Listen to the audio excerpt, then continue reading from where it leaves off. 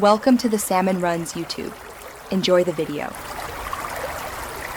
You start by verifying ports because most laptops have HDMI out only. That means you need a capture device. Once you confirm laptop HDMI is output, get a USB 3.0 capture card and an HDMI cable. Install the capture card drivers and any supplied software now so Windows recognizes the device. While drivers install, set your Xbox display to 1080p or 720p to reduce bandwidth issues. Doing this early prevents resolution mismatch problems when you connect the HDMI cable.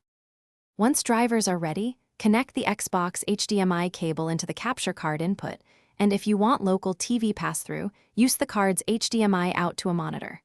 Then plug the capture card into a USB 3.0 port on your laptop. USB 2.0 will introduce lag or fail.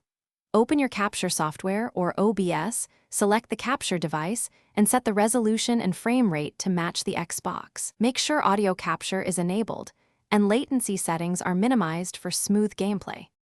You finish by testing the feed. Start the capture preview and confirm video and audio sync and that there's minimal input lag. If colors or aspect ratio look off, adjust scaling and crop inside the software and set the correct audio device. Record a short clip or stream privately to confirm stability.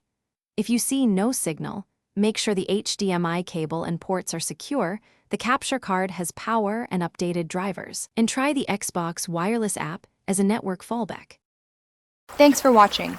Consider subscribing if we helped you.